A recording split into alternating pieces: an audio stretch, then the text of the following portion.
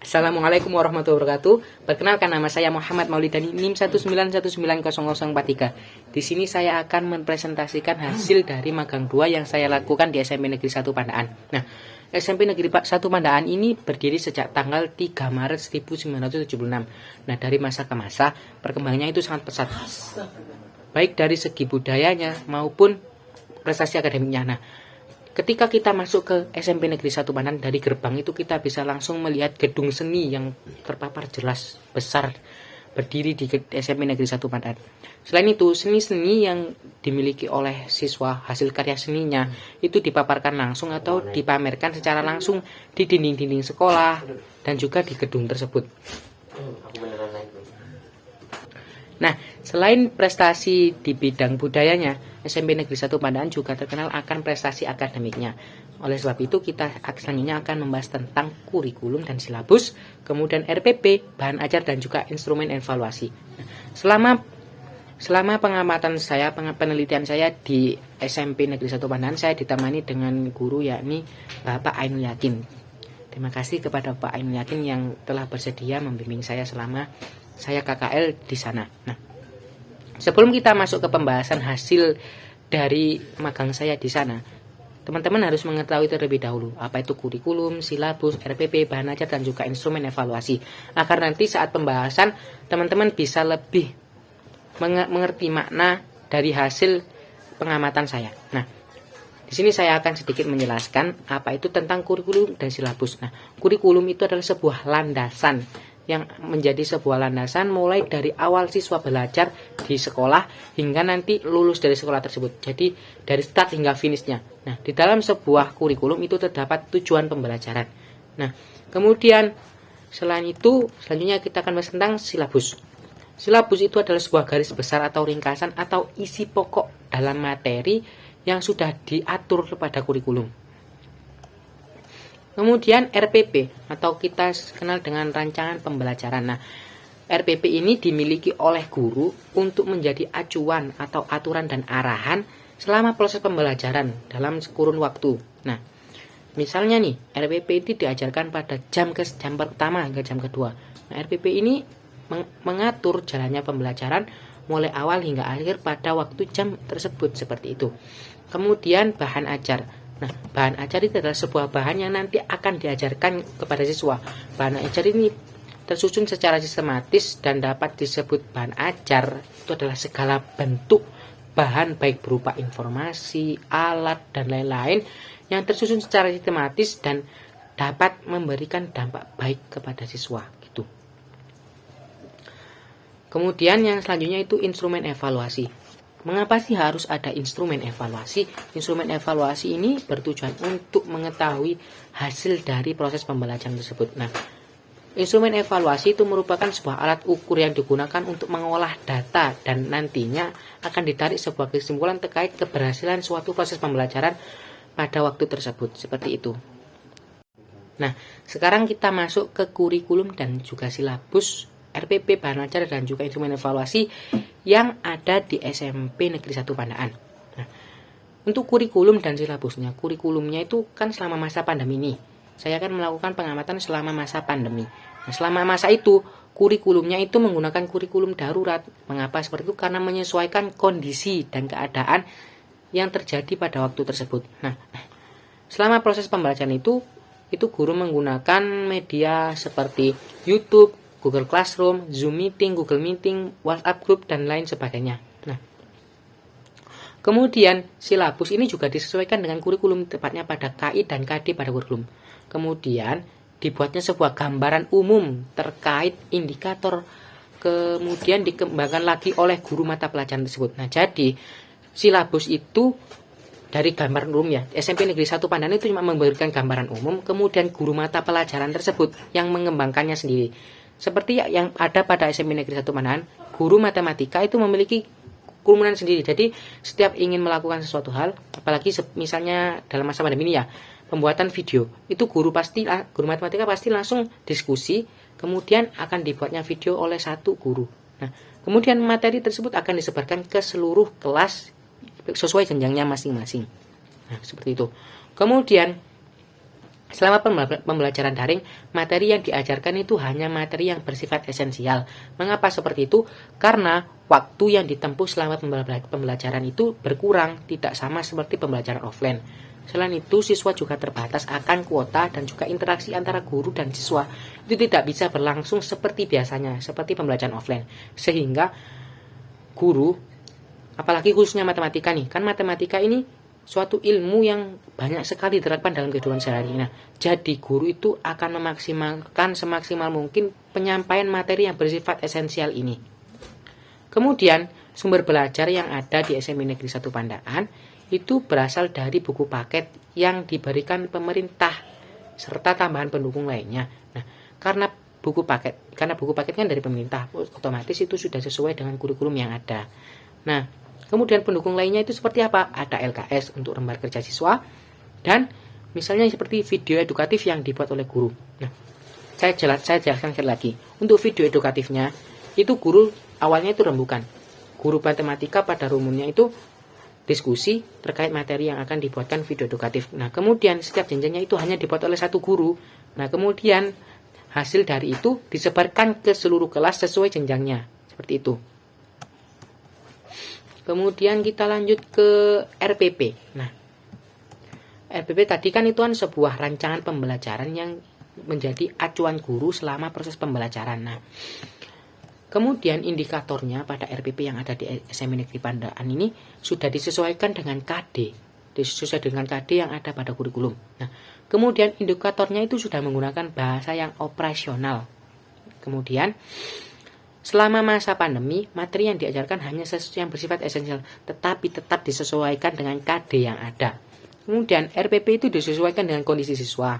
Nah, seperti pembelajaran daring ini, kan awalnya dari pembelajaran yang offline, kemudian pindah ke pembelajaran yang dalam jaringan, yang interaksinya tidak secara langsung dengan tatap muka secara langsung.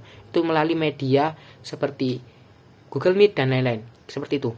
Nah, kemudian RPP ini disesuaikan dengan itu sehingga penyampaian materi esensial itu diatur sedemikian rupa sehingga nantinya penyampaian materi esensial ini dapat benar-benar tersampaikan seperti itu.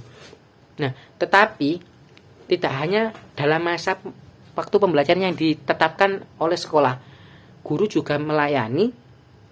Ketika siswa ingin bertanya kepada guru, itu guru pasti langsung melayani. Sejam berapapun itu, ujar kata Bapak Ainul, itu pasti akan saya layani selama saya masih bisa.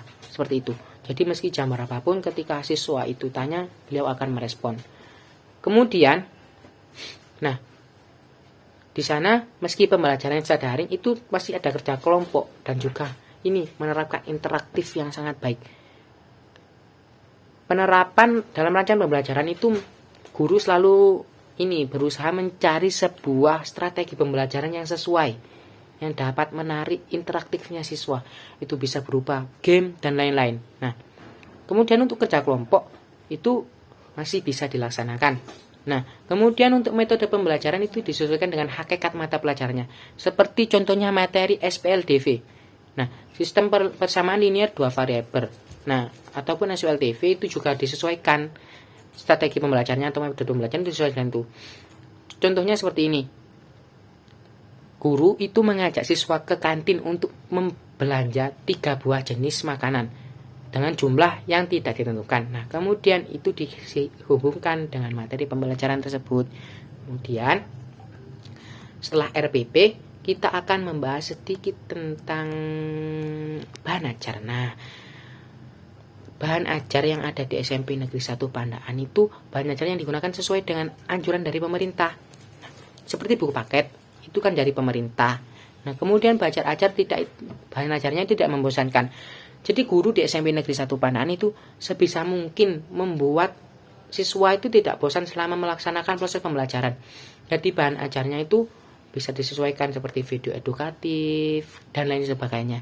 Guru juga melakukan metode pembelajaran meski dalam pembelajaran daring itu diusahakan semaksimal mungkin, sebaik mungkin. Dan guru selalu ingin berusaha kreatif agar siswanya tidak bosan selama proses pembelajaran. Kemudian bahan ajar yang digunakan itu bersumber dari buku paket yang diberikan oleh pemerintah. Nah, buku paket kan dari pemerintah itu udah pasti ada penyesuaiannya, karena kesesuaian dengan kurikulum maksudnya. Nah, lantas yang awalnya menjadi pertanyaan saya, ketika buku paketnya itu kan belum datang, nah itu bagaimana? Guru itu mengatasi hal tersebut itu dengan pembuatan materi yang juga disesuaikan dengan KD dan KI-nya.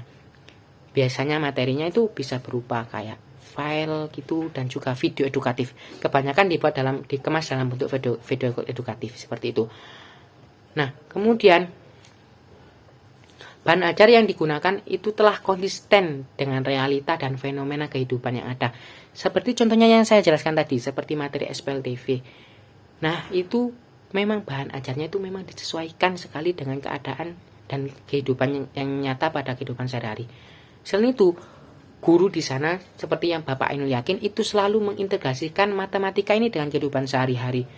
Bahkan pernah ada salah satu siswa yang menanyakan, apa sih Pak gunanya matematika? Beliau langsung menjawab, mulai dari kalian bangun tidur hingga bangun lagi, mulai dari tidur hingga bangun itu kalian menggunakan matematika. Mulai dari kalian kegiatan awal sampai akhir menggunakan matematika.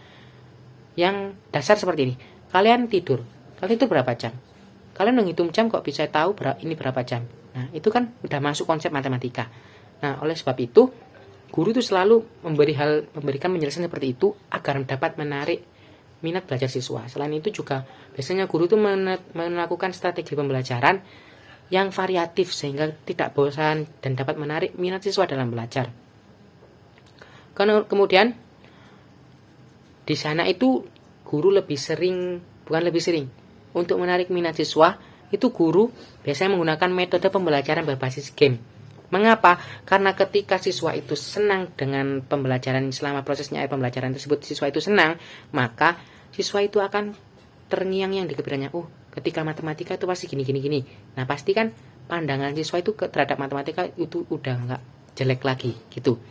Kemudian dengan senangnya siswa dalam belajar, dengan penerapan proses metode pembelajaran atau strategi pembelajaran berbasis game tersebut, kan siswa kan senang toh. Nah, ketika siswa senang itu diharapkan siswa itu dapat menerima ilmu yang telah disampaikan oleh guru tersebut. Seperti itu. Kemudian instrumen evaluasi. Nah, instrumen evaluasi ini kan digunakan untuk mengukur keberhasilan selama proses pembelajaran. Nah, kisi-kisi yang pertama itu adalah kisi-kisi. Kisi-kisi tidak dibuat secara langsung dan rinci, tetapi dari pihak guru matematika SMP Negeri 1 Pandaan itu menyepakati dan ditentukan materi apa yang akan dibuat soal evaluasi. Misalnya nih, pada ulangan harian, guru hanya membuat soal dengan subbab materi yang telah disepakati, sedangkan untuk ujian akhir semester itu berasal dari pusat. Sehingga kisi-kisi itu sudah sesuai dengan pokok bahasan dan kurikulum yang ada. Seperti itu. Kemudian, pada evaluasi yang berbentuk ulangan harian dan ujian tengah semester, guru itu tidak membuat kisi-kisi secara rinci, tetapi guru melakukan forum. Nah, itu sebelum mereka membuat kisi-kisinya itu kan di awal tadi saja sudah menjelaskan bahwa guru yang ada di sana itu kayak punya kumpulan sendiri gitu. Nah, jadi setiap ada hal seperti ini, guru itu pasti langsung membahas dengan guru yang lain, kemudian dicari kesepakatan tentang apa saja yang ada tercantum di dalam sebuah kisi-kisi tersebut. Nah, kemudian jumlah butir soal itu sesuai dengan alokasi waktu yang ada. Nah, selama pembelajaran setelah daring ini kan alokasi waktunya itu dikurangi menjadi 30 menit per jamnya. Nah, yang semulanya kan nggak segitu. Kemudian sekarang kan menjadi 30 menit. Kemudian itu jumlah butir soalnya itu sudah disesuaikan dengan itu. Misalnya pada soal UTS, jumlah soal menjadi 8 soal dengan 8 pilihan ganda dan juga 2 soal uraian.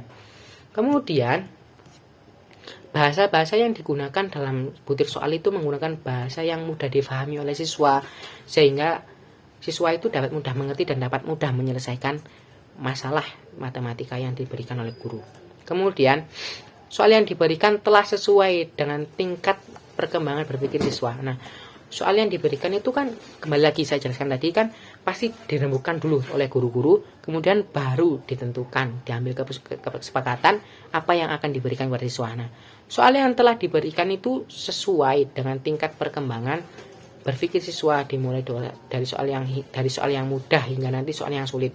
Pada setiap soal itu, langkah-langkah penyelesaiannya itu juga dijadikan bentuk evaluasi yang disesuaikan dengan KD yang ada.